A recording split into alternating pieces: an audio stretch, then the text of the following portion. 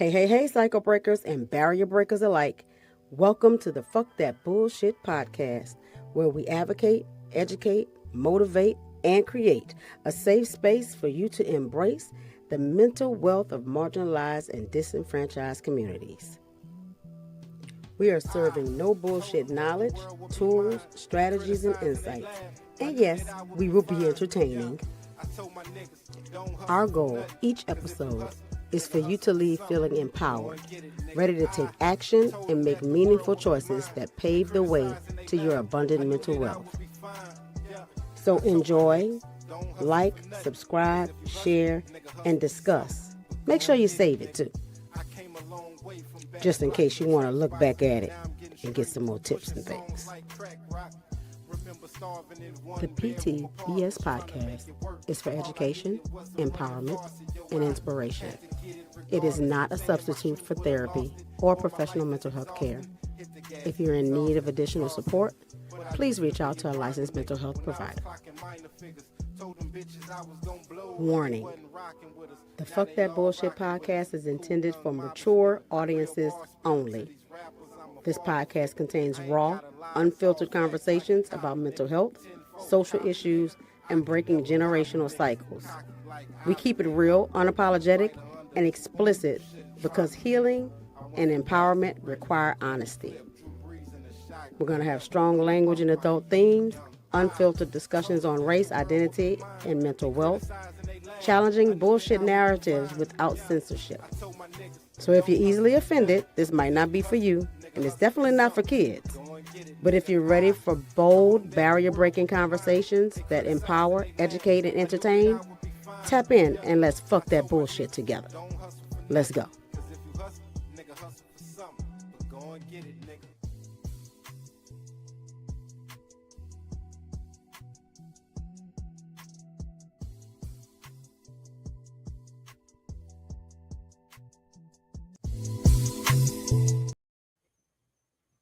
Yeah, I cut it off this time. Yeah. Oh, right. I saw that. Thanks for watching. I was like, hey, yeah. I was also trying to get on Facebook and try to send some invites out because I ain't send nothing out and all that because I literally just sat down. But hey, everybody, welcome to the PTBS. What's happening? What's happening? Yeah, fuck that bullshit. So how y'all week been? Well, this is our first episode of episode of season 4. Yes. 26. Right. New Year's, right. I got a button for that. Yeah. We thriving. We keep moving along. Learning more about ourselves and figuring out how to make this better and all that good stuff. So, what we was gonna talk about first? The People's Choice Award thing. Yeah. Wasn't that crazy? If you people out there in internet land, if y'all haven't seen it, I don't even remember the guy's real name, but the guy that played not Malik. I don't know why I was one called him. I know Remick. And in Sinners won the actor Best Actors Award. Mm-hmm. Which and how I saw it was a bunch of memes of Michael B. Jordan standing there kind of like, my dude was getting an award. So it was like, the memes kind of like, when somebody else wins an award and the look on your face, He's right. And you can see he was surprised. He was surprised at it. Dude, definitely, he was surprised at it. So I'm not blaming him, but I don't know. To me, it said, no, nigga, you can't win that. Right. Like for real. I mean, and I'm not saying that. I'm not saying that that's what it was, but it felt that way because it's like, okay, we let your black ass make another movie. You know what I'm saying? With all these black male leads, you know what I mean, and in a relationship with no drama.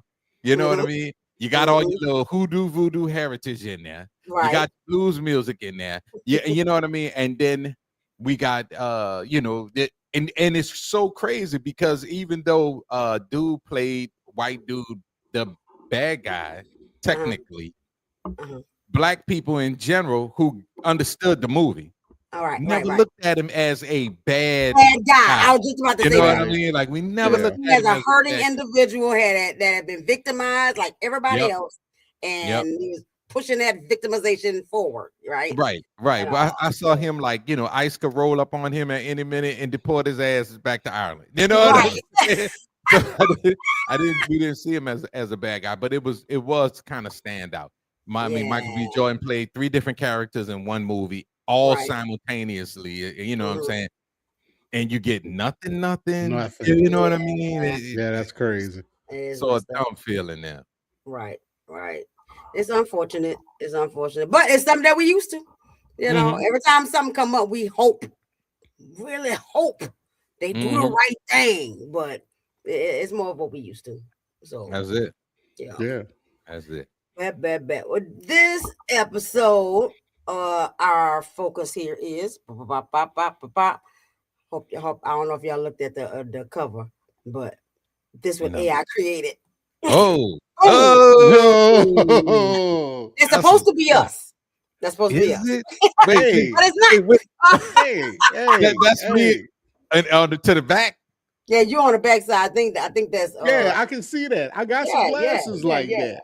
So what's funny is here's a funny moment. I pulled up pictures of us and had AI stick those in. Let me show you what they turned out like.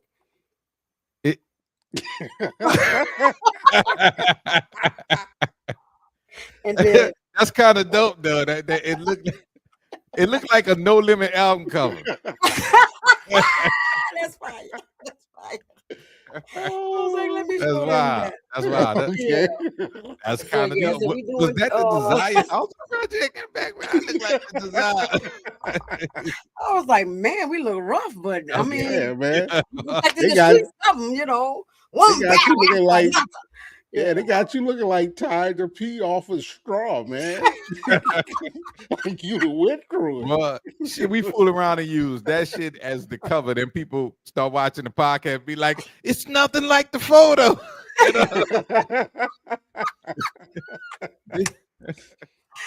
Hilarious. But I thought I would pull that up and show y'all how that was coming. No joke. AI is no joke. That first one was kind of dope. But I thought it was pretty cool.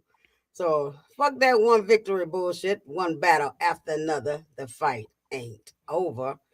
And we are looking based upon this movie, One Battle After Another. Awesome movie. Awesome movie. I'll give y'all audience members. There might be some spoilers in here. I don't know who watched it, who ain't watched it, or whatever the case may be. But a quick description of the movie so you won't be that lost. One Battle After Another is a psychological political drama that follows a group of people caught inside a long-running struggle of power, control, and meaning. The film is less about a single conflict and more about what happens when battles never really end. They just evolve. It's set against the backdrop of revolutionary movement, authority figures, and personal relationships. And the story explores how people justify their actions, cling to identities, and survive systems that demand constant loyalty and sacrifice. As the characters move through different phases and resistance, leadership, and consequences, the film shows how power shifts hands, narratives get rewritten, and personal lives become collateral damage. At its core, the movie is not asking who wins, it's asking what winning actually costs. Who defines it, and who gets left behind when the fight never stops. And so we decided to take that and apply it to oppression because that's what we're going through all the time, every day, right? Yeah, boy. And that movie it touched on like a lot. I mean a lot too. From those secret societies with those beautiful, calming and relaxing, non-threatening names. Right. What they was called the Christmas Avengers. Yeah. Was it? Yeah, the Christmas Avengers. And they and the way they'll I don't want to give too much away, but the way they change the narrative to go after a person. And it's about one thing. It's about PTB podcast is causing people to, I don't know, right? not pour ice. Yeah. So we gonna get them, but they tell the police, yeah, these three is drug dealers. They've been selling drugs since the 90s. We gotta get them. So the actual people coming to get you coming with the approach of they're actual bad guys. They actually did something wrong. This is the FBI or the CIA or one of those unnamed people, and so we gotta go and get them. The whole while, it's none of that. None of that. None of that. We just talking. You know? We just talking. Exactly. And I mean, we see it today with the whole ICE thing, which even the way they doing that dates back. You know what I'm saying? It does. It's like with you know, like for example, with what happened in what that was Minneapolis. Yeah. With the lady in the shooting with the ICE agent. Right. Well, after that, they were saying that people are training. They training, learning how to use their cars as a weapon. You know, like they instantly. I mean, this was like it built the whole narrative. The lady was a part of a terrorist group. That they learned how to use their cars as deadly weapons and things. Yeah. I mean, they even went as far as to say that the officer actually got hit by the car and was in the hospital fighting for his life. Right. Which clearly wasn't true. Like, right. Yeah.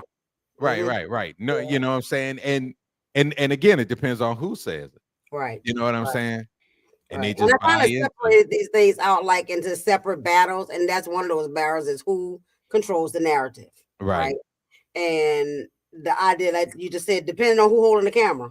Yep. And before, what we had to deal with was like we had to depend on their version of the news. But now, we got access to all the things. So as they were trying to redo the story, real life people is like, nah, that ain't what happened. Here go right here. I was there the whole time. I filmed the whole thing. Exactly. Right. All that. Yeah. With that, they'll flip that and be like, oh, that's AI. That's AI. They're like, you know, and stuff. So even the things that they create, and I watched one girl, even speaking of the AI thing, that took the last two Trump speeches or whatever and pointed out areas where she could see that it was AI. So like, but and even saying like, you know, and that speech ain't had nothing to do with nothing except seeing if y'all recognize. We seen if they can get away with AI. Right. You know, let me do these little small, because wasn't a football team or something he was talking about that was insignificant to the United States. It was some trivial stuff. Right. Most of it is. Most of it is. Right. At all, but she was like, yeah, that was just one of the tests to see how many of y'all gonna pay attention. How could this nigga disappear and we still put him out there for y'all? You know, because you can do an AI clone thing. You know what I'm saying? People doing advertisement all day long now. Yep. Yeah.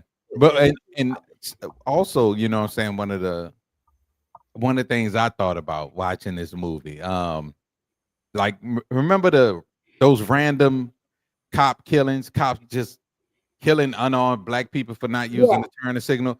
You know, I started thinking like, was that some type of initiation thing?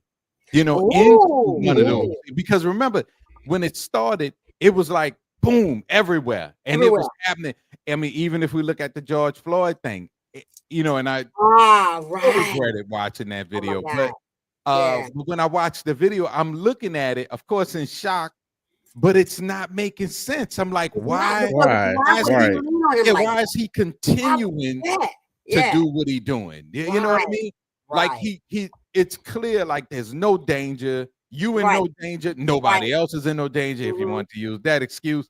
But why you continuing to do this and continuing to do this, you know? I'm telling you. And after I watched that movie, I was like, I said, I wonder if that shit was some initiation. Because remember the other one with the lady pulled, it was a female cop, 10, 15 years on the job, pulled the dude over. Dude didn't want to get out the car. She reaches 15 years as a cop, reaches in there, pulls out the gun. You see where the other cop looked down and see it's a gun. Right. And he kind of leaned back. He's like, taser, and then shot it multiple times. Oh, okay. Yeah, I remember that. Yeah, that was crazy. I'm wondering if these things, because it was a lot of it. And, you know, and with the lady who claimed she went in the wrong fucking apartment. You know what I mean? Like, are they trying to be Christmas Avengers? It could be. You know what I'm saying? It could very well be. Right. because every club got initiation. Exactly.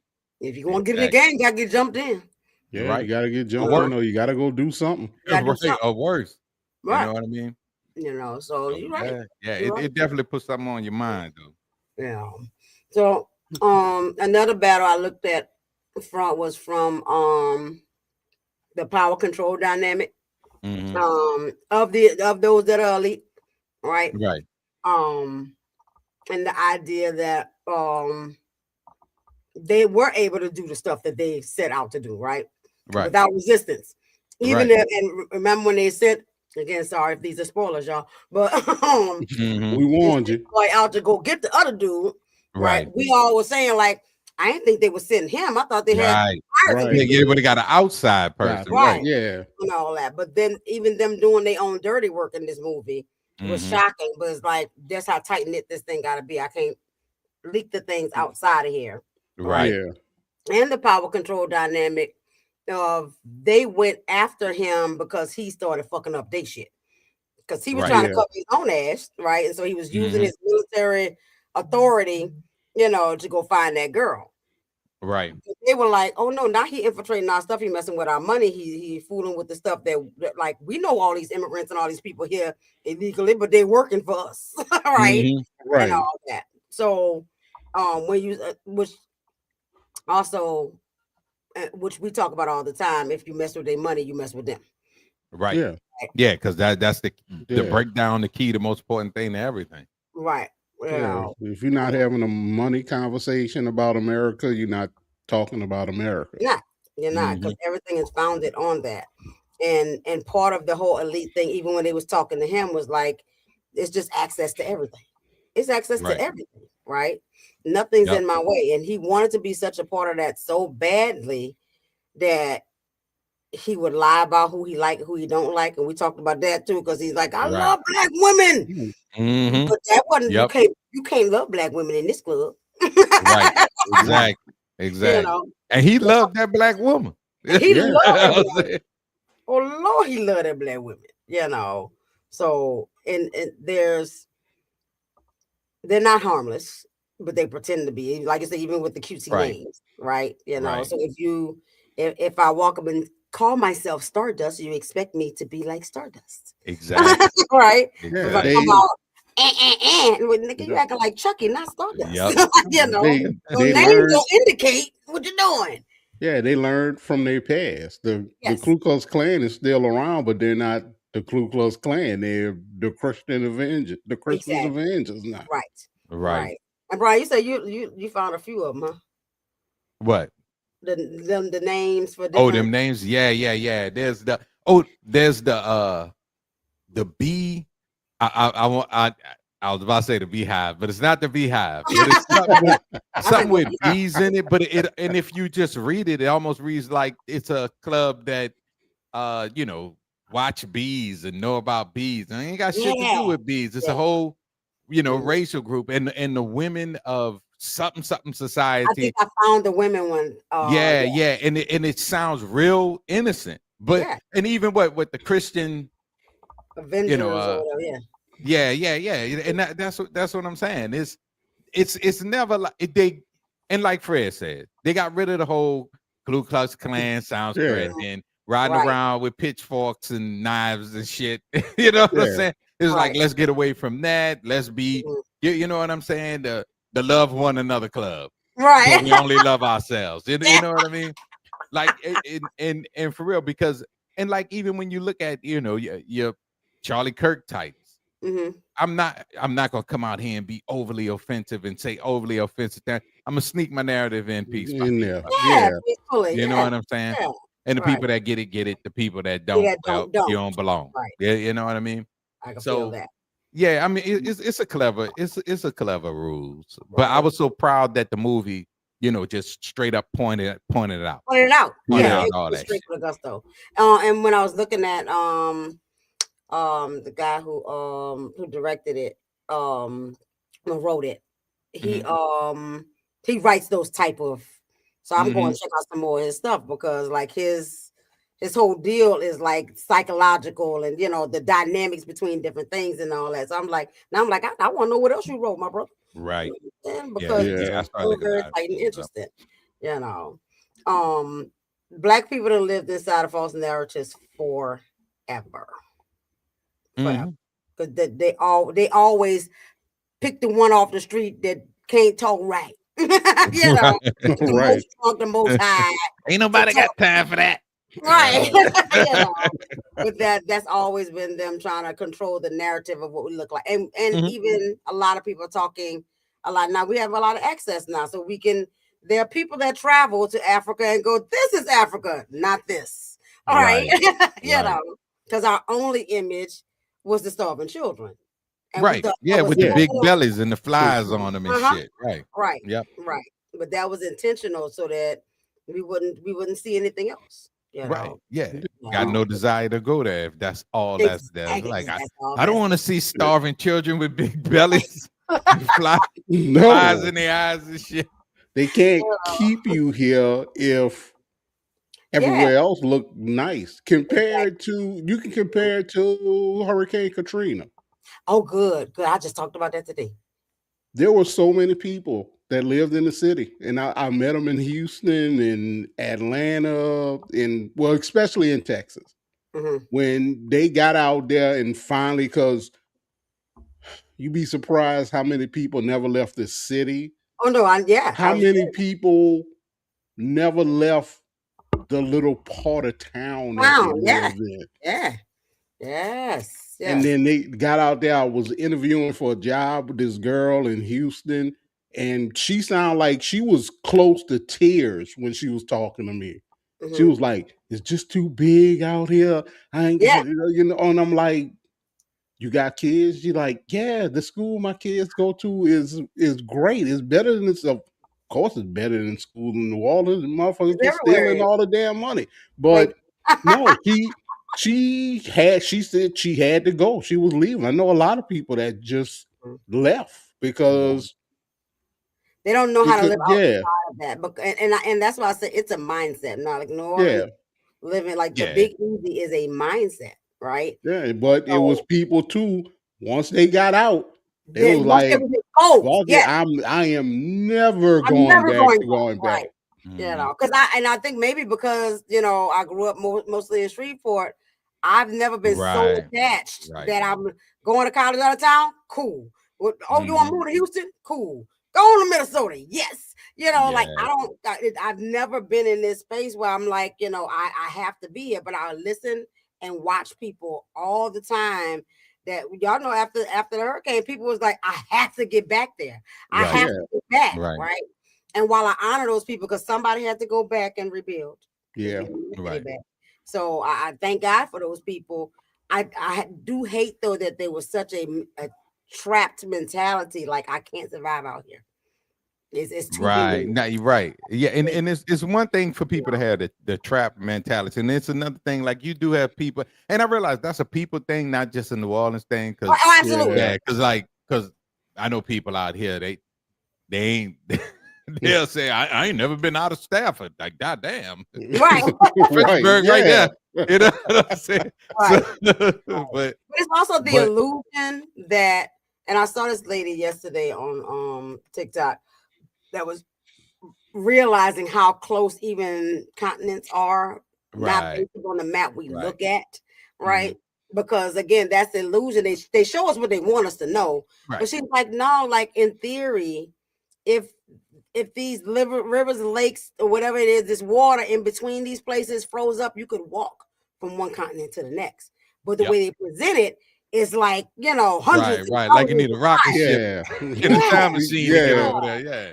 You know, so again, that's that illusion that you know, this is what I'm gonna show you so that you'll be trapped in this thing or have this mindset that's not attainable. Right. New Orleans, they feel like that's not attainable out there. Or we so different. And yes, we are different. Like we are again, when you say you're from New Orleans, not Louisiana. Exactly. No, right? I never say I'm from Louisiana. You never say I'm from Louisiana, right? I say I'm from New Orleans and expect you to know where that's at. You don't know where New Orleans. And so so as different as we are, right? when people do step outside of that, we got different rules, we got different laws, we got the hardest law for people was like that blue law. That blue law kicked that. They were like, you can't buy no liquor. Wait, right. They right in the grocery store. Like, that's what fucked me up. I'm like, what's the ABC store? What? ABC store. You want to get liquor, you got to go to the liquor store. Right. Because you can't get it at the corner store. You can't get it at the grocery store. I was buying Jack Daniels out of K&B. You know what I'm saying? Exactly. And that's a culture shock. That's a complete culture shock and all that. But I see it for different places everywhere, but it's what we're presented with. Ain't nobody come to New Orleans and from outside and say, yeah, there's a world out there. And if you did, if somebody like me went to college and came back like, it's a world out there, y'all like, yeah, right. Right. Staying in the night ward, I ain't going nowhere. I was never leaving the night ward ever, under no circumstances. Like there was nothing there was no reason, you know, until they flooded it and it damn near blew away. But yeah, it was never a reason to, you know. I mean, plus I get it. It's your comfort zone. You know where everything at. You know who everybody is. Right. You know, because even when I went back home, the changes was depressing. I'm like, whoa, that's not there anymore. Shit, jeans alone hurt my feelings. Oh my God. Yeah. The building green. Oh my God. Bought it. Somebody else done bought it. Like, what's sad? What? It's still growing, thriving, and surviving. And while it is not what it used to be, it's becoming a better version, I think, now. Yeah. People are learning, they're growing, you know what I'm saying? Right. So we needed a little knock in the butt. Sometimes it takes a catastrophic event to wake you up. Okay. Yeah, I don't think we needed all that, but probably not. We never need all the ridiculous for it. Like, did we have had to go through all this time to be resilient? Not really, but you know. So one of the other battles that was purpose versus survival, and I based that in Tiana Taylor's character because I thought she was like her character was such a main caveat in this movie that changed the series of events and all that, and it's confused purpose with survival, right? Because I so caught up in the revolutionary purpose that she basically, and I equated it to this strong Black woman trope. Right. I have to survive so hard. I can't have feelings. I'm operating in masculine energy and all that because oppression requires that I stay in survival mode. Well, that means I might not, give my kids as much nurturing as necessary because I got to stay in survival mode. That's right. If I stop to nurture them, somebody gonna get me. Right. Like I gotta stay gangster 24/7. Yeah. Sitting on the toilet with attitude and shit. You know what I'm saying? Right. And again, you don't have to completely have a psychotic break for that to happen. It's just what happens is what Black people do.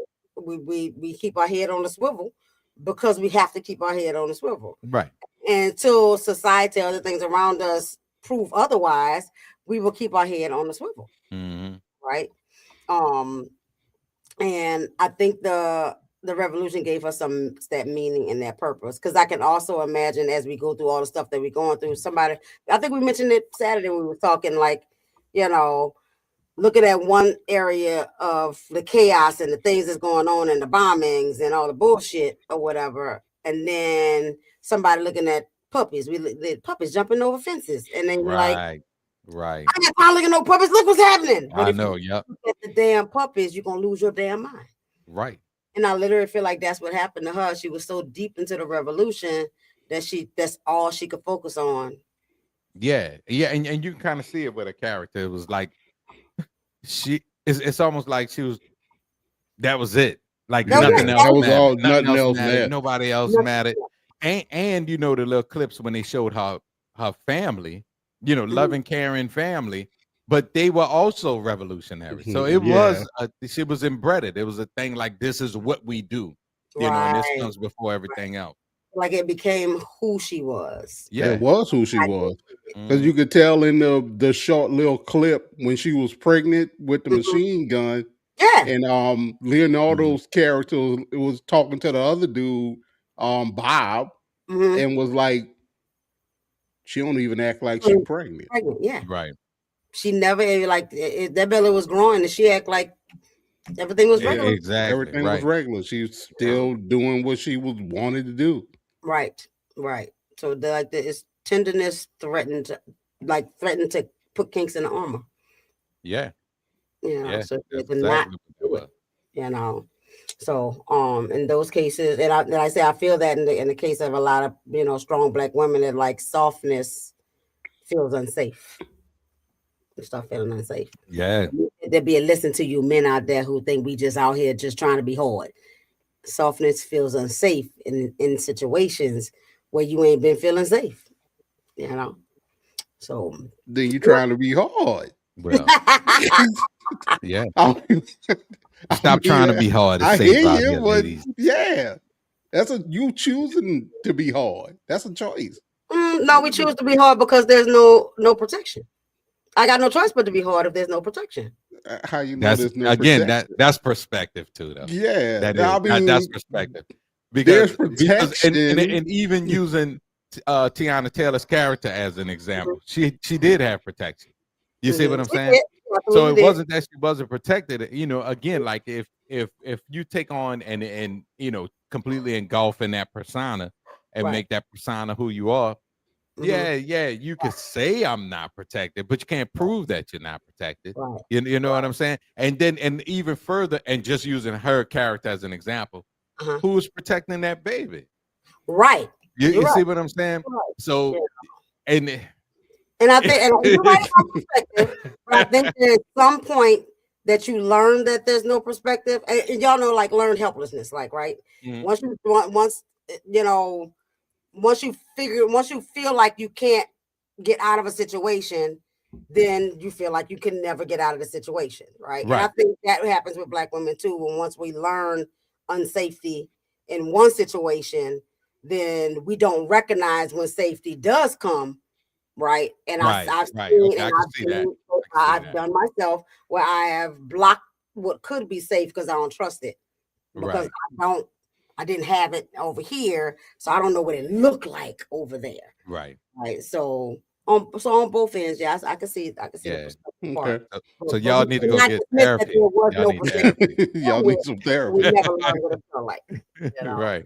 Yeah. Now that's what I'm saying. Like I get it, because if all you know is the trouble, right? You just constantly in preparation for the trouble to come. So I get that. I get that perspective. Right. Therapy though.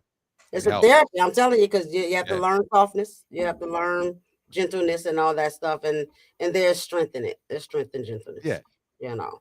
So battle number 5, identity as battlefield.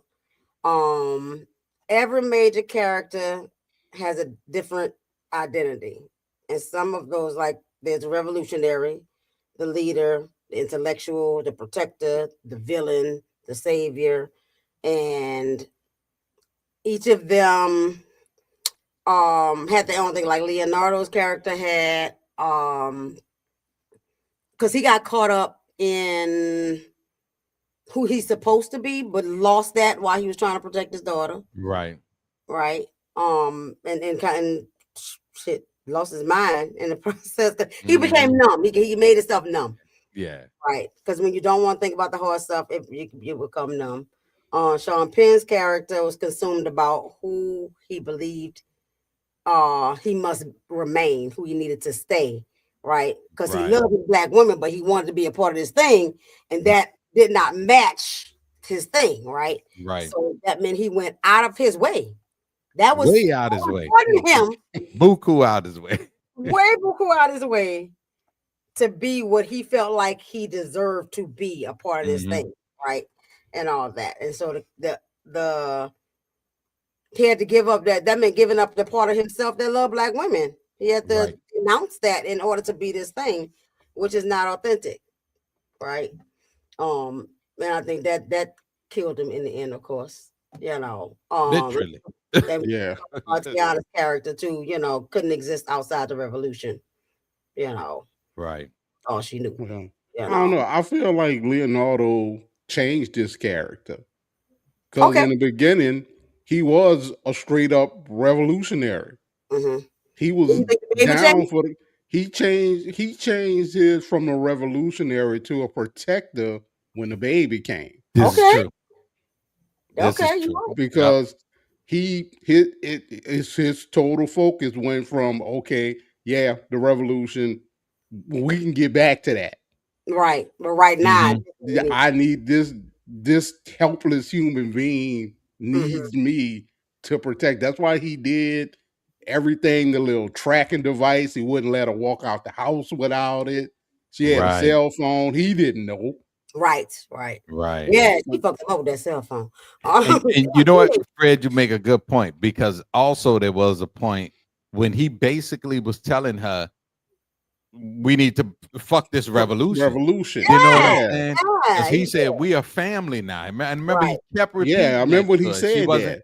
Yeah, she wasn't trying. And I think that was the point where she made the choice. Right. Is it going to be y'all or this? And she right. chose that, you know? Right. Mm-hmm. So, but I tell you whose character was awesome. I forgot his real name. The Spanish dude. Oh, yeah. What I saw with that was oh, you talking about and he Sensei? did pretty much say it. Sensei, yeah. I forgot his name. Pretty much what he said was, bruh, why you tripping? We've been dealing with this shit. Right. Yeah, so to me, that was the because he was cooling in 5 fans the whole time. Exactly. I was freaking out. He's like, because none of these things are just like how we always say, yeah, they messed over him, but I don't know, we used to. You know what I'm saying? And his whole attitude was like, man, why you tripping? We've been doing this. You know what I'm saying? We've been doing this forever. And I like that it showed because all the black people that was part of that group, they were just all one group. You know what I'm saying? Right. But the Spanish character was kind of like, yo, white dude, you new to this. We new to this. We've been doing this shit. Yeah. And you see his whole plan of action was Yeah, without a flaw. Without a flaw. Yeah. You know, no panic, no trip. There was no tripping. Exactly. With nobody else. Like he tapped this one, said, you do this, you do that. You take care of that, you take care of that. Hey, you get all the people, bring them to the place. Like it was just like boom, boom, boom, boom, boom. Yeah. Yeah. And he let your boy pan. He kept saying, like, chill. Right. You can't plug the phone in there back here. Like,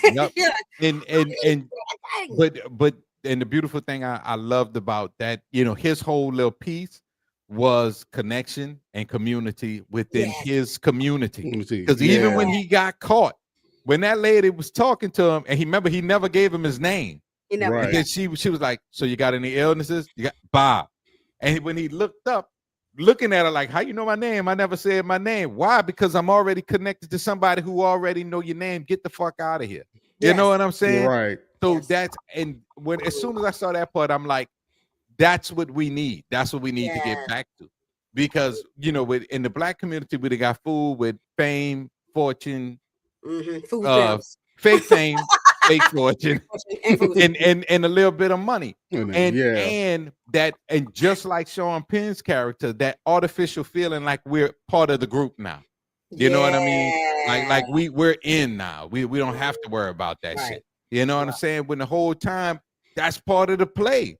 Because if I can relax you niggas, you niggas ain't gonna do all that shit. And that's a far better way to disrupt organization than the Ku Klux Klan burning shit down and blood. Right. It's like, nah, we got enough money to get in people a little bit of money. Go and give them a little money. They want to be famous, let them be famous. You know what I mean? They want to say fuck the police, let them. You know what I'm saying? Because they giving us like this artificial power. What I saw with what's his name again? Spanish dude? Sensei. Oh yeah. Right. He was a sensei. Okay, he played in what other movie did he play? He played in Sicario. He played in a bunch. Sicario. Yeah, I love Sicario. Yeah. Okay. But with that character, what I saw is they did not disrupt the community connection. Right. It's almost like we'll help everybody, but we're gonna take care of us first. You know what I'm saying? That's the thing. And that's the thing. That's the thing. Us first, then everybody else. Right. I was gonna say something else about that connection, but I lost it. It's gonna come back. The overall theme that I saw throughout though was everybody trying to like self-preservation for everybody. Yeah, definitely. As people got caught, oh my God. Yeah. Right. All that revolution that was out the door. Went out the window. Yeah, because so when old girl got caught, the revolution went out the window. She's black nanny. ever since I saw him black, and she just always been black nanny. Yeah, because I mean, when she got old girl shot the security guard at the bank, she got caught. Lockjaw gave her an option. Yeah. Yeah. And she knew how Lockjaw felt about it because he let her ass go in the building. Yep. Right. When he could have took her to jail. Right. And like, as long as you keep giving me this black booty, I'm gonna let you just keep doing whatever the hell you want to do. And it's a black booty too. With the black booty out there. You know? And she turned on all the people that she swore she was loyal to. Yeah. And then the guilt got to her. That's why she left. Yeah, because you think about it, when they started raiding them, they was killing their ass. It was killing everybody. Yeah, they was killing them. And then it caught Bob, who I thought was like the most militant white boy in the group. He sung like a freaking canary. Right. Yeah. So at the end of the day, like no matter what your cause is and what you're down for, like we built for self-preservation. Yeah.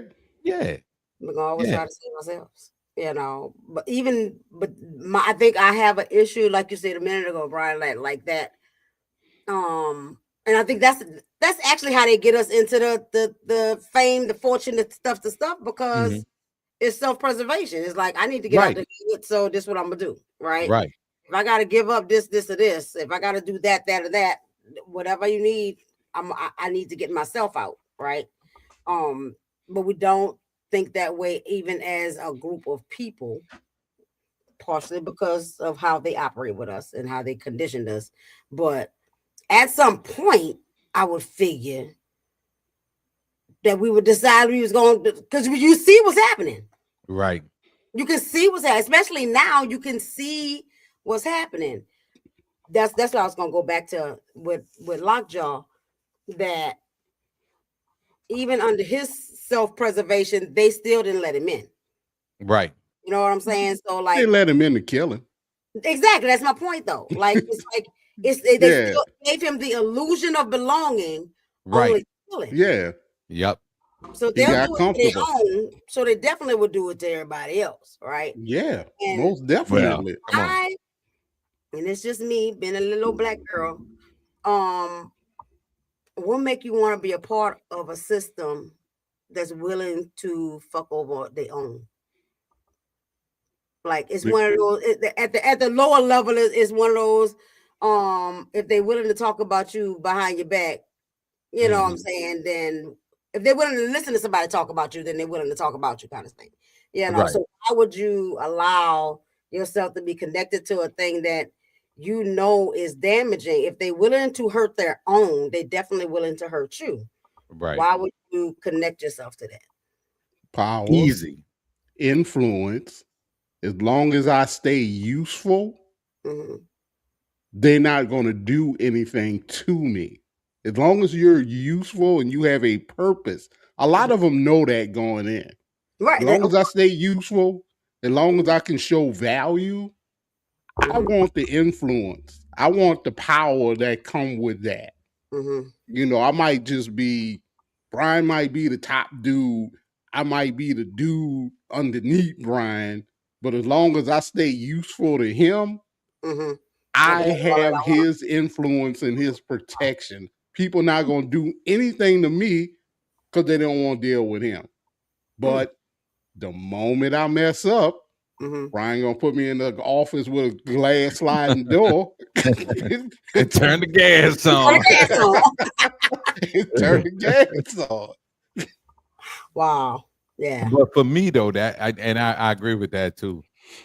but also for me with that perspective is it's that, like, to me it's that job shit, that job mentality.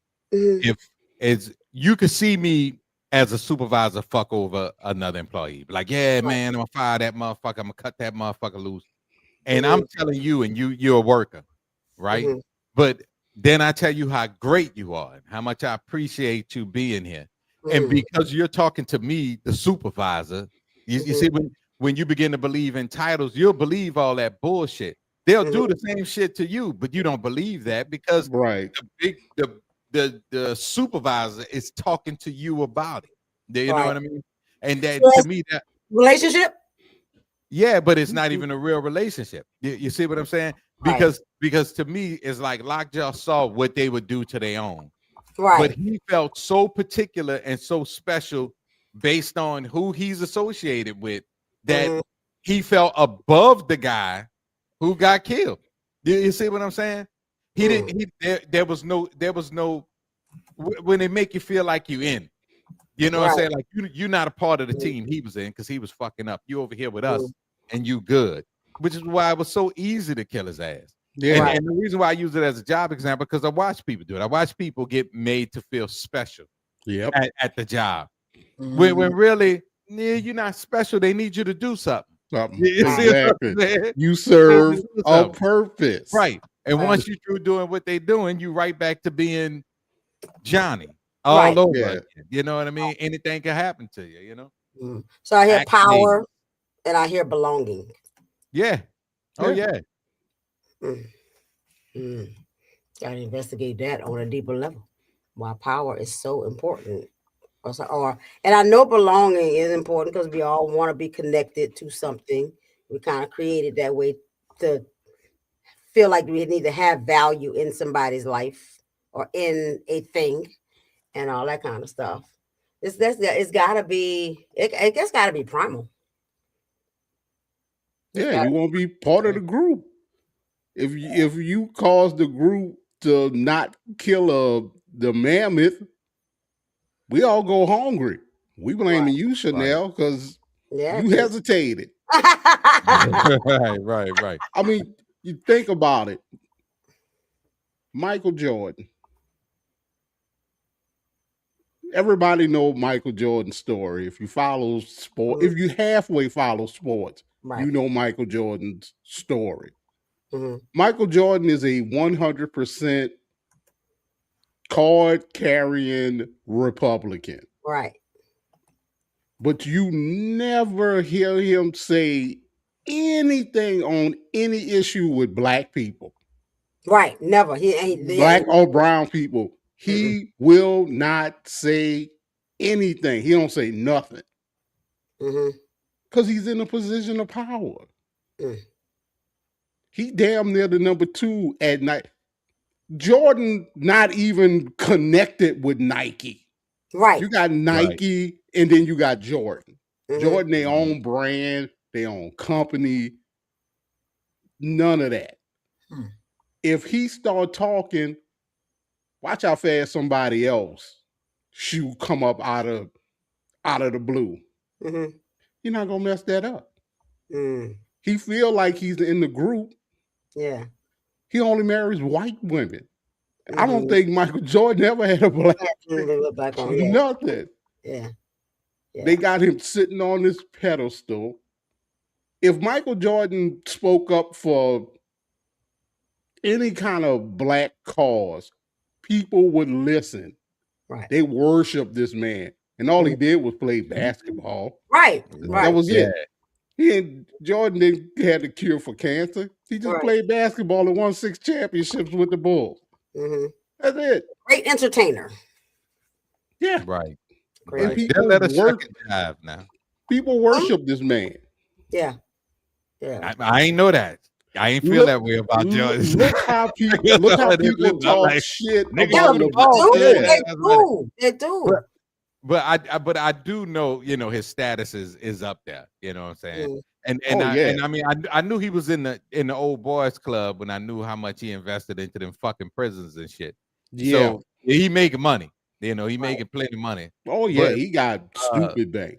Right. But I think as far as Jordan goes, he's probably more on the lines of the funding. You know what I mean? Because he's not right. He's not speaking pro or positive or negative against nobody. You don't hear from him. Right. So I think you don't hear from him at all. Yeah, I think he more like funding. You know what I mean? The one time Jordan was a part owner of the Charlotte Hornets. Okay. He wanted to get the controlling interest of the Charlotte Hornets. Right. Next thing you know, he was selling his portion of the company. He had to sell his portion of the company. Right. You was doing too much, bro. You're still black. We gave you your little bit, like Brian said, we gave you your little bit of money. Mm-hmm. We let you co-own this. Somebody name me a black owner of a sports league. Oh shoot, I don't know. Snoop Dogg? Don't Snoop Dogg have a little league team? Yeah, he got a little league team with that. Is there Magic is the closest. Magic is closest. He got part of the LA Dodgers, and I think it's another team he got a part of too. Okay. But he not like half. Right. Like he in there, but and I mean that's the thing. I mean, say nothing either. They gonna take our money, but power, hell no. Ain't none of them got no power. You know what I'm saying? They may have perks.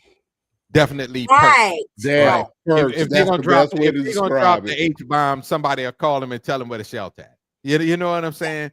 But they have perks. They definitely don't have no power. And I ain't gonna lie. I mean, like I said, I'm a Saints fan. Like that's it. So I didn't even know that Jordan even had that kind of say so. Where if he said that, because if Jordan was like, "Man, black people need to come together," I would be like, "Why in the fuck is Michael Jordan telling me black people need to come together?" I would have so many questions. Right? I was like, "Where this nigga come from? I thought he died or some shit." You consider yourself a black man? but I get it. I get it. But yeah. But the thing is we don't have power. It's like I watch. What's my girl name? Y'all, Congress. Crockett. Love me some Jasmine Crockett for so many reasons. But there has, there has been times I'm scrolling and then I see Jasmine Crockett and the little line will be like, Jasmine Crockett goes off on, some asshole being an asshole. Right. And I ain't gonna lie, I think to myself like, oh, here we go again. Yeah. You know what I'm saying? Yeah. And I won't even tap it. It's not that I like what she's saying, and I like that she's saying all the things I want to say to these assholes. Mm-hmm. But yeah, how long are we gonna keep saying? You know what I'm saying? And like kicking back to the movie. The premise, their whole premise was fuck all that talking. Yeah, you see what I'm saying? We don't start doing shit. Yeah. And also the thing that stood out to me is the reason why their thing was as successful as it was. And it was successful because it was so many motherfuckers trying to stop them. You see what I'm saying? It was successful because there was no racism. And I'm telling you, it did right. Do you believe in what we believe in? Yeah, this government is some bullshit. Then you in. You know what I'm saying? What's your talent? What can you do? You know what I mean? You're like, I can fix cars. Nigga, build us a fucking fast car. You know what I'm saying? Right. So it's all solutions in any revolution does really come down to community. Malcolm X said himself, once he broke off from the Nation of Islam, he was like, look, I'm gonna take care of my people first, but I welcome all people to join this cause. Right. You know what I'm saying? That's what they got rid of. Yeah, and that's the whole thing. Like to me, is the enemy. Yeah, there's no reason why, groups like the money piece, because that's once you got the money, you can move a lot of things. But the average racist group shouldn't be winning. It shouldn't be winning because there's somebody out there with a better idea, and because they from fucking El Salvador, you're like, fuck no, you can't join our group. You know what I'm saying? And may be the one to the solution to all the problems. Like that was the essence, one of the big essence about the whole program, their whole program that made it work. You know what I'm saying? Like there was nobody that was an outsider as long as you believed in and willing to do what it is we do. You know what I'm saying? Even that old ignorant ass girl that was in there with the bank robbery looking like some set it off shit. Yes. I knew her fucking ass was gonna get caught. I was like, she jumped up on that thing. I'm like, yeah, she gonna get caught. Yes. Motherfucker, like, we setting it off in this. We setting it off in this bitch. But we need but like revolution. Give him that long ass speech. Like, shut up and just get the money out the damn bank. Oh my God. So like so would you say power equals safety? Oh, hold on. Brian got frozen. Oh no. Nah, everybody froze up. Everybody froze up, then everybody disappeared. Hey, I'm gonna let y'all in on a secret. Like every time somebody freeze, I just freeze. I freeze too. I'm like, wait, because I don't want to be frozen with like so like with some dumbass look on my face. So I just freeze. And it always kept the freezer some dumb look on your face too. I know. I'm telling you. Shit. No, I was just saying. So would you say power equals safety? Oh, well, power equals security. I would say security. I wouldn't say safety. Okay. You know what I'm saying? Because, like again, with the movie, as they got more successful, which means they got more powerful, because people, reason why they was coming after them is because they were scared of him. You know what I'm saying? Right. You said he was making a difference. Right. So that, well, yeah, because at that point they really, really, really wasn't safe. You know what I'm saying? Right. But I think power gives an artificial safety. That's what I feel like. Because people think because I am who I am, nobody's gonna mess with me. But that's not true. Yeah. There's always somebody out there who don't give a fuck about their freedom or their future. And then that's your ass. It's the consequences to the individual taking the action that saves your ass from getting fucked up. Exactly. You know what I'm saying? Exactly.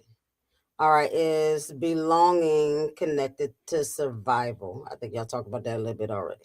Yeah. It is. Because all groups, I mean, you can look at the fucking Walking Dead. Like, right. The group, the longer you're gonna make it. You know what I mean? Because everybody needs somebody that's looking out. Somebody got to be the third man on the grassy knoll. Yeah, I mean, if Keegan was an asshole, why would people hang out with him? Yep. Hey, nobody was messing with his group. Right. Okay. And so we can agree that the elite, the folks that do the things and all that, weaponize both of those, the power and the belonging. Most definitely, because they are a small group, and because these groups will fuck each other over in a minute. Yeah. You see what I'm saying? There's no loyalty between them. How you watch them mob movies. Yeah. Oh, Big Lip Joey, come on in. And everybody happy to see Big Lip Joey, and everybody walk out and somebody walk in and they whack him. Because you don't get killed on mob movies, you get whacked. Right? And they whack his ass. And it's about some shit he did 20 years ago. You know what I'm saying? That's how they got Joe Pesci. I ain't gonna lie, in Goodfellas, that shit broke me because he they made him a lovable character. But anyway, though, but they groups run like that. Like that's how power structures run. Like they will fuck over you at any minute if it's to their benefit. Yeah, if they think you could be a reason for their demise. So they have to figure out a way, the same way they lied to those cops about why they was going after dude. They have to weaponize the majority, which is the community. So if I can get the community to turn on itself, or just like if I can get my Manchurian candidate, Trump, put him in office, and then have him turn people against people, even though this motherfucker is going so overboard, whereas now it's becoming people just turning against him. You know what I'm saying? Which, he might go to a doctor's appointment. You see what I'm saying? Like, because it's about the use. They don't value the person. they only value themselves. You know what I'm saying? Because even their cause is ass backwards. Like, what you want to do? Own the world, and then what? And then what? That's not yeah. Even if you gain power and control over everything and everybody, then what happens? Exactly. It's that throne mentality. It's like I want to be. It's like a dog chasing a fucking car. Right now, you caught it. Now what? You know what I'm saying? Right. But you have to keep people in a subservient position up here. Right. You know what I'm saying? Long as you keep people there, you know, like one time I was at work and I was like, I said, yeah, you know what I'm saying? I was working, you know, I'm talking to, you know, some supervisor type people. And then one of them said, it was like, oh, so you had some time to do some kind of work today, huh? I said, hey, don't do that shit. You know what I'm saying? It's like I do work every day. I'm just playing. I don't play like that. Yeah. So I don't, you know, I don't let you even in jest do that shit to me. Right. Because the whole mentality is, of course, we know you work hard, but I'm not gonna let you know. You know that we know. Exactly. Right.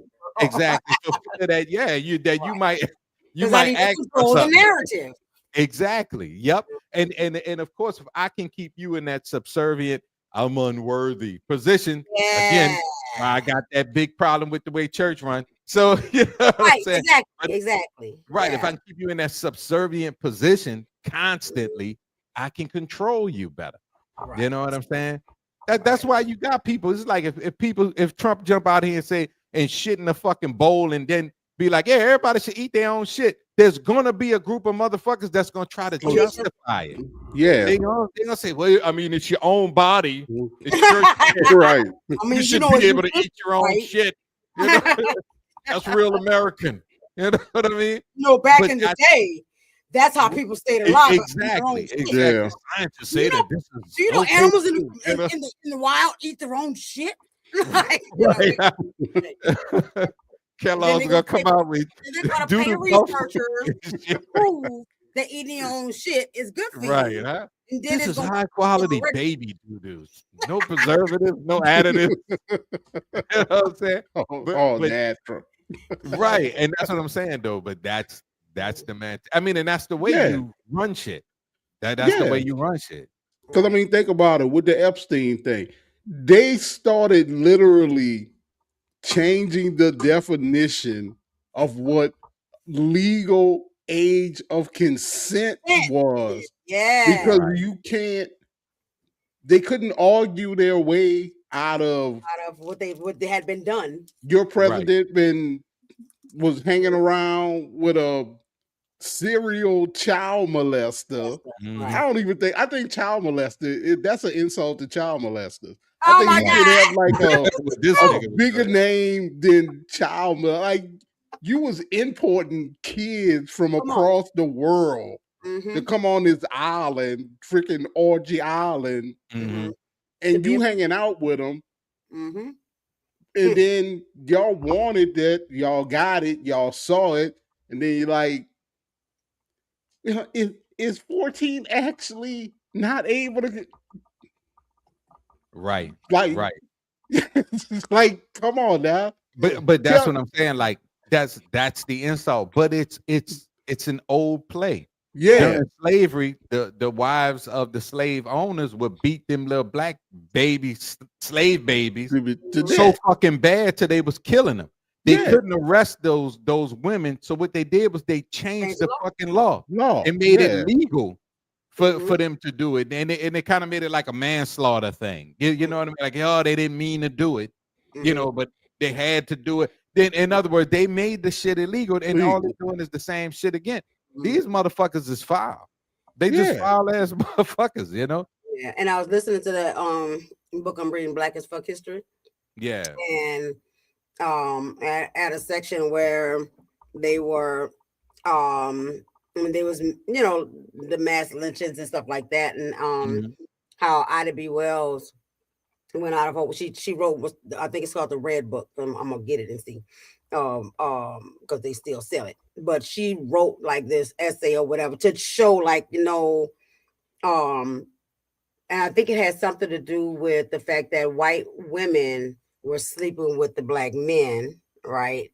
and then they was having black babies, but the men wouldn't divorce them. They would move on and do their own thing, but they wouldn't divorce them and all that. And they would move on, have a new family and this and that or whatever. But they tried to say that basically white men don't rape women. Even, and I just like, I beg to differ, cause right. Okay. Right. White men don't rape women of any kind. It's black men that rape women, and particularly white women. And again, just creating this whole narrative right. don't apply to them when they are the people. Like, because she was like the women. I think it was a matter of the white women was voluntarily sleeping with the black men, right? Right. And all that. However, there's also the idea of what's really consensual. Like that means the white women was really raping the black men because you're a slave, right? Right. Yeah. Right. Are you consenting? Exactly. You're doing what you're told. What you do, right? Mm-hmm. And all that. But again, they started trying to change things and have this narrative of still demonizing black folk versus holding people accountable, right? And so she wrote a whole essay, dissertation, whatever you want to call it or whatever, to talk about that, even like down to the science of it, right? Right. And all that kind of stuff. So like, it's this, again, it's the same thing of trying to, if I can control the narrative, if I can tell you what that black people come from monkeys, right? If I can show you all these things or tell you all these things, then you think worse of yourself. I think you're not worthy. I have everybody else thinking you're not worthy. I got the whole universe believing the black folks in America don't work, even though you built the country, right? Right. So, if I can hide the paperwork, if I can hide the Epstein files, you know, and tell you what I want you to hear, then you have a certain idea or ideal, right? And like that. Okay, finally, how does, because you know that the answer to most of our problems that we keep talking about is always community and connection. How does that help? And when we look at the dynamics, even from the movie, what connective pieces or community pieces helped or hurt, or what parts fell apart? Where the community piece fall in? How can community make things? I don't think they really fell apart, because I mean, even when old boy when he couldn't figure out the password, right? You know, his boy right. Oh yeah, his back boy in was the running day, that unit, right? Still worked there, right? So that group was still intact. They were. I mean, they were very much still intact. They had some selective people that just fell off, and they learn from their mistakes, right? So, but no, I mean, if we're using the movie community wise, even the Christmas Avengers, had somewhat community, No, they definitely had community. Yeah, they had community. Right. They had their own fucking furnace in that building. You know. Well, that money get you some fine things. Some nice things. You know? I mean, the best part of community, I think, was the little Mexican town. Yeah. How everybody, that was the best example. Everybody was lined up when them troops came, and the Christmas Avengers sent in, Lockjaw sent his little boys in to start a riot. Because they literally started that shit. Right. That piece was good too, Fred, because I'm like, they do. Yeah. This shit they do. Yeah, that's why we're not. You got to watch out for the undercovers. They plant it in the crowd every time. Every time. Yes, and I mean, they didn't flinch. Like, all them illegals they had in that building. Like you say, old boy Sensei, he just came in there. Hey, y'all head to the tunnel. Everybody went boom, boom, boom. His in-laws, they all sitting there. They ain't never moved. They were still sitting there watching TV, playing dominoes or whatever they were doing. That part was confusing for me for a moment. I was like, nobody is in any kind of panic. They are so right. Like, they got it together up in here. I was afraid they wasn't gonna get all the people out. No, right, because they was moving so casually. I'm like, damn, they gonna get caught. They need to move faster. But what that showed those quality leadership, though. You see what I'm saying? Because when you're on the airplane, who's your leader? The pilot? No, fuck no, it's the stewardess. When she freak out, you freak out. But if she chill, you'll be chill all the way till that bitch hit the ground. You know what I'm saying? It's gonna be okay, bitch. We crashing. It's gonna be okay.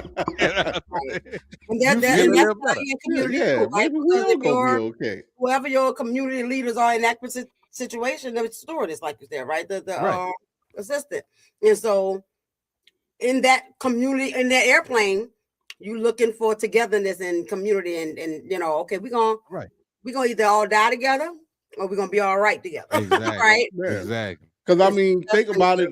Lockjaw people weren't really together when he brought his daughter to the Indian dude. Oh yeah, he was like first day Indian dude said, "I don't do kids." All right, well, it's a little different because the Indian dude was an independent contractor. He wasn't down with their shit. Yeah, he was just somebody that was dependable that they hired. Yeah, so he was a worker. But the worker ended up turning on their ass at the end of the day. That's how she ended up getting away. Like if that would have been a 35, 45-year-old woman, he wouldn't have gave it a second thought. But he was like, this is not my jam. I can't. Well, it seemed like to him, like I can't let her go out like this. You know what I'm saying? Because he sat there for a hot minute. He did. He did. And I also they didn't show it or say it or nothing, but I also wondered the whole time whether he was part of the other party or at least was connected, because when we talked about how there were connections that nobody knew between different things, right? And what if he was connected to the other folks, because he's a contracted hire, right? So he could be working with anybody. And what if he knew something? What if I think with his character, it was pointing out the fact that he was Native American. He was Native. You know what I'm saying? I think his push came from this is my motherfucking land. You know what I mean? He's like, and granted, and again, once again, it shows that even though he is who he is, he's still trying to get that money. You know what I mean? So he's still going against his natural beliefs to go after his material gain. You know what I mean? But I think in the end, it's his conscience won. You know? I wish he wouldn't have died. I wish he would have died. I was when I heard that last shot, I was like, damn. Like, man. They killed the Indian dude. But he got him though. He got them motherfuckers. Oh yeah, he did. Got all of them, because everybody out there was gone. Yeah. He went Apache on their ass. Jump on it.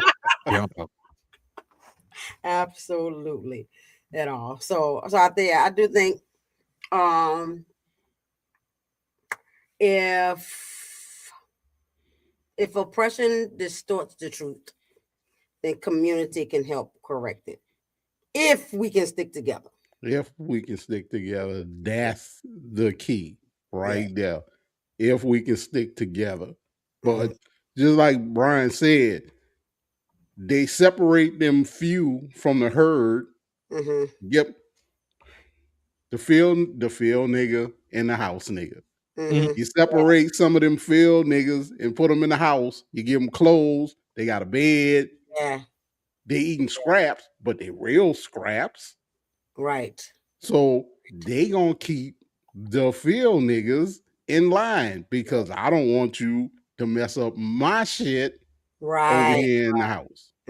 Right. Now I live above the poverty line. You still below the poverty. Don't be messing up my above the poverty line shit. Yeah. No, I'm above.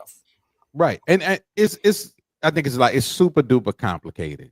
Because you do have, and I have talked to people. I know people that's like, man, I'm just tired of all of this shit. I just want to live my life and go to work and go to Walmart, get some chicken wings and shit. Like they just want a normal life. So I think like that whole community base, and I think I think at this point that community, and I think that might be my thing for 2026 though. I think that whole community point needs to go wider than just the Black community. You know absolutely. I believe that with all my heart. It's a thing that's happening to every fucking everybody. And if the shit was to hit the fan in the worst case scenario, it's gonna be everybody. Because it's a money thing. It's not a slave thing. You know what I mean? So and it's unfortunate the white people that still think it's a black thing and it's not. You know what I mean? It's a people thing. Really you know not. what I mean? And it's happening to us by our own people. You know what I mean? So shit. You know, and I'm hoping like that lady getting shot though, because she was a white woman, right? And I was so surprised. I was so surprised when I found out. I wasn't, because they got to be a sacrificial lamb. It's got to be. That was sacrificed though. I think it was overzealous cop. Yeah, just it was collateral damage, because he was. You know, I spent time in the military. If other military people was here, they would tell you. That man had more than enough time to get the hell out the way. Yeah. Shit. He ain't even got nothing to do with the military. That's just the common sense fucking thing. You know, it ain't even when she started backing up, he had already started pulling his weapon out the holster. But but that's because he wanted to do what he wanted to do. Like for real, it's like I ain't giving a dumbass no kind of excuses, not even no depth. He did what he wanted to do. Like he was already like, I'm gonna shoot him. I'm gonna shoot me a motherfucker today. You know what I'm saying? And then he just did and the reason why I say that, because if it was Flacco off the block shooting Willie Joe from down the street, it wouldn't even be that deep of a kind of like, man, these niggas at it again. Right, that's it. And that's and what we saw there was them niggas at it again. That's it. It's like he already was like, man, I'm gonna pop this bitch. You know, it's like you're not doing what I say, and then he wants to be somebody so fucking bad. It's fucked up, man. That motherfucker. I started to fill out an application for ICE just to see how hard it was to get on. I'm pretty sure it's easy as fuck. They'll say, I'm sure. Do you hate Mexicans? Sí. Mucho hate Mexicano. You in, brother. Because majority of them motherfuckers is failed security guards. I said the same thing. And average motherfuckers. Anybody who desires the power of the uniform and the gun. Exactly. And trust me, once again, it's not about race, because it's a lot of black ass fucking ICE workers, man. Yeah. Out there, ice baby all fucking day long. And and they're getting paid. And I mean they're getting paid like a motherfucker too. Oh, dude, they're removing funding from everything and everybody. Yep. They're paying. If you got past due student loans, you want to get your student loans paid off completely, join ICE. ICE, yeah. They paying off your loans. They giving $55,000 bonuses for just getting hired. Wow. And you get a YN mask and everything. You know, and that's the other thing that I don't understand. Like, you're law enforcement, right? My local McKinney Police Department, I don't never see them masked up when they driving down the street. But somebody posted something like that on Facebook, and this guy replied. He said, "Well, doctors wear a mask and firemen wear a mask," and I had to reply. I said, "Dumbass, they don't wear a fucking mask to hide their fucking identity." You know what I'm saying? It's like, you sound stupid as shit. You know what I'm saying? That motherfucker sounded so fucking dumb. Like, I wanted to call him on the phone. Right. So it's like, when you go to the doctor, you have no idea what your doctor look like because the motherfucker wear a mask all day. You know what I'm saying? It's like, that's not the type of doctor I want. I don't want that kind of doctor. I don't want. But again, this is the level of unintelligence. You know what I mean? Right. That supports these kind of things. That's why you can do so much unintelligent shit. You know what I'm saying? Mm-hmm. Absolutely. Well, good. That was good conversation. Let's hit our Black History moment so we can roll up out of here. Black History. Can we talk for a minute about mental health in this country? Not in a what's wrong with people type of way. Not in a why don't you just get help type of way either. But in a how did we get here way. Because what we're living with now didn't just happen. It was built. piece by piece, decision by decision. And a lot of it traces back to the Reagan era. Here's something most of us were never told. Before the 1980s, the U.S. actually had a public mental health system.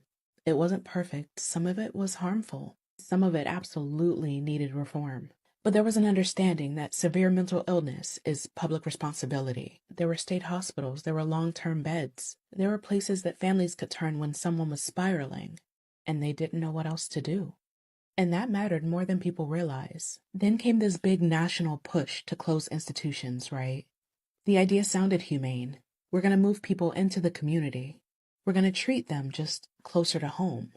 We're going to do better. And on paper, that sounds right.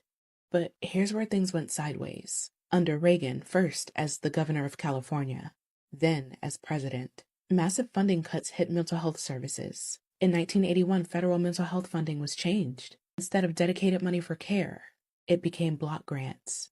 And that sounds technical, but what it really meant was simple. States could take that money and quietly use it somewhere else. So institutions closed, but the replacements, they never fully came. The community clinics weren't built at scale. The supportive housing wasn't there. The long-term care disappeared. The follow-up systems didn't exist. So people weren't freed. They were released into nothing. And families were left trying to hold someone together with love, exhaustion, and no backup. And this is exactly why mental health looks the way that it does now. This is why crisis equals police, emergency room, jail, prison, the streets. Not because those systems are good at mental health, but because they're what's left standing. This is why someone can clearly be unwell and have no place to go.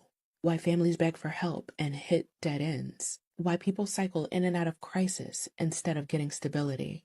And just like everything else in this country, if you have money, you've found care. And if you didn't, you were on your own. That's why this hits hardest in poor communities, Black and brown communities, disabled folks, veterans, people without strong family nets. Not because they didn't try, but because the system walked away. So when people ask, why is mental health so bad now? I want us to stop pretending that this is a mystery. This isn't just about stigma. It's not just about awareness. And it's definitely not just about public responsibility. This is about a decades-old decision to cut care, shift blame, and tell people to fend for themselves. Reagan didn't invent mental illness, but his era helped dismantle the structures that people depended on. And we've been living with that fallout ever since. So maybe the real question isn't why are people struggling, right? Maybe it's what kind of system did we decide not to build? And who did we decide wasn't worth catching when they fell? I say all this because there was a young woman who took her own life on a live stream. She was bullied. She was discounted. She wasn't seen. So I need you to pay attention to the people around you. Focus on your people and make sure that they're okay. It's not easy. I know it's not. But be that ear, be that shoulder, be that person if they need you. Pay attention. Her hair sure is getting long. Her hair is growing. Shut up. Good ass hair too. You got Indian in her family. Shit. But you know what? You know was wild about what she was talking about, and obviously it was very important. The looking at this country like it's the best country in the world is a facade. Like it really is a facade. It's like other countries do these same things. They just don't hide the fact that they're doing these things. Right. That's Whereas here we pretend like we got it so together. But what we got is big ass fucking SUVs and unnecessarily tall fucking buildings. Like we got glit and glamour, but we don't have nothing nobody need, man. No, we don't. Right. We don't. Not at all. It's countries that's got better health care for their people, better work-life balance. They care more about their people. Yeah. Right, because they understand that without the people, you got no fucking country. Right. Whereas here, they the governments here constantly act like they doing you a favor by letting you work 12 fucking hours a day for minimum wage. And you know what I'm saying? That's wild shit. It's a lot of countries where they people only work 4 days a week. Yeah. They get 2-hour lunches. They get 30-minute breaks. Like tea time. That's a real thing in the United Kingdom. That's not a joke. That's like tea time is real. They stop working. Tea time. Tea time is self-care. Yeah. Like China. That whole train system they got, they don't make no money off. That's not it's not profit for them. But they wanted to make a way for their people in their country to get from point A to point B. Exactly. Because like here they constantly talk about pollution and all that shit. And the only motherfucker that could really make electric cars is Elon Musk because he bought in. You know what I mean? Everybody else can make a few, he could make a lot. But our transit system trash. You know what I'm saying? In the meantime, they keep building this this highway that I got to pay to drive on. Oh God, me and Daphne was just talking about that. Like, why I gotta to take the quickest way from point A to point B, I have to pay for it. I gotta pay for it. Right. But it's also still polluting the air. Right. It's still I was getting on that fast train. That's different. Exactly. They act like they can't build. This is the United States of America. We can do anything. Anything, right? We put a man on the moon, allegedly. No, we didn't. No, we didn't. How the fuck we went to the moon one time? One time. Moon was so fucking boring. It's like we ain't never coming back to this. We'll never dominated the moon because that's how we act. That's how we act. Right. We'll never build anything like that. We'll never do this if it don't make money. That's why I said if you're not having a money conversation about America, you're not having a real conversation. But that's the thing, though. I mean, and that's the killer. It would make money. They just don't feel like because it's not an inconvenience for them. Then we're not gonna invest in that. Yeah, you know what I'm saying? It's not going because even to improve mental health programs and facilities. They would make money. They would make mad money. Yeah, they'll make mad money. I mean, because people act like somehow they're losing money when people get food stamps. They're making money off that. If it wasn't, it wouldn't exist. You know what I'm saying? So, and as a mental health clinician, let me tell you, because I remember I was in school when all that started falling apart, right? And all that. And they got rid of all the institutions and all that kind of stuff. And then I watched as community centers, because I did my internship at a community center, and people come out of the hospital after them little 3 days, they give them a few days of medicine, knowing they ain't got access, knowing they're not gonna be able to get a doctor's appointment nowhere. So you put people back out in basically the same condition. You stabilize them, put them back out there. They come through the clinic. They can't get no appointment with the doctor up in there to 2-3 months, you know. So it was just chaos. But I built my practice around that community because they need the access, right? And so that's why I position myself as a barrier breaker. Okay, let me work with let's do it virtually because you're working with the transportation. And okay, what you got to pay? Like what can you ain't got insurance, what can you truly honestly afford, right? And I have interns and I hire people who understand the mission, right? So they know, okay, we're seeing this person for free because they just ain't got it like that, right? Right. They need the help, right?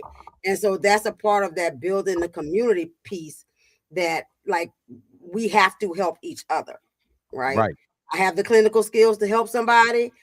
Everybody ain't got my market rate, which is 152. And very few people pay it because they can't afford it. But it's got to stay at 152 for me to be competitive for the insurance company to pay me 89 on their contract. Right. You know what I mean? Yep. And so like even that's a setup of a game I got to play, knowing good and damn well I ain't charging nobody no damn 152. Right. Most of my community can't do the 152. And the people who can only come once a month. You know? Right. And all that. So and if we don't become a part of the solution, then it just continues to unravel. Exactly. And I think, and for real, I used to feel bad about saying shit like that, but I don't now. So, but I think the people with the money, with the big money, that literally, if you're an entertainer and you're a millionaire, billionaire, whatever, you literally make money off the people. If the people don't invest in your talent, you don't make any money. But if we don't have nobody in those positions that serious, and when I say serious, I don't mean starting a little league team and buying cliques for the little kids in the neighborhood. That's beautiful too, and it's a good thing to do. But I mean somebody that's willing to make a move to create change, because groups like the Christmas Avengers and all of these little secret societies, the reason why they're able to create the change, this shitty ass change that they create, is because it's a bunch of people with a lot of money, and they all invest in their money into that change. You know what I'm saying? And we don't do that. I mean, we have people that, you know, they'll speak out, shake their fist, burn their bra in the middle of the fucking street, and get mad. And you know, even with us, we'll do a podcast. Like, but there's no powerhouse in our community, black or brown, that's willing to say, I'm gonna openly and invest. You know what I'm saying? To build something, and then bring others in the same way those groups recruit other millionaires. We're gonna bring a hierarchy of kings and queens and peasants back. Oh, I'm down with that shit. And then they invest their fucking money. But we'll watch a whole fucking YouTube about Lil whoever, or you know, whoever they bought a $800,000 Bentley, and they were like, ooh, but nigga, you could have did something else with that. You know what I'm saying? You could have got a shout out to Taraji P. Henson, because that woman put her money where her mouth is. She created that organization, the Henson Foundation. I think it's named after her dad, Lawrence. And like she, like, because I'm in her network too of therapists and all that, and she her organization pay for therapists, right? They and it's not one of them, oh, we just gonna provide the thing for no. We're gonna give you a link, right. It ain't just a referral thing or whatever and all that, you know. And we pay to be on her directory, like $15 a month or something, right, whatever, and all that. When she run a campaign, like she pick a group, and it's the group that's suffering at that time, right? And she pays for 5 sessions at full market rate almost, right? Right. For most of us. And so we still get to do what we do and get paid and still help our community. And she consistently raising money for stuff like that. She's on podcast, got her own thing. She's talking about it like it's everywhere, right? Right. And that's the type of movement we need. You know what I'm saying, for people. And I'm not just talking about like everything. Right. And I'm not just talking about black people, I'm talking about black people, white people, brown people. It's like if you really want to see real change, then you gotta step up. You know what I'm saying? You really have to do something. And let me say this, because again, I ain't balling out of control by any means whatsoever. Right. But I'm utilizing my practice in the way that's going to help the people, right? I can provide a service for somebody who needs it without charging them 2 arms and a firstborn child, right? Yep. I can provide, support and all that. So and I'm supporting from both ends, from the patient end, from the client end, and from the clinician end, because that's why also I invite interns in, because guess what? You need your hours. Come on, let's do this.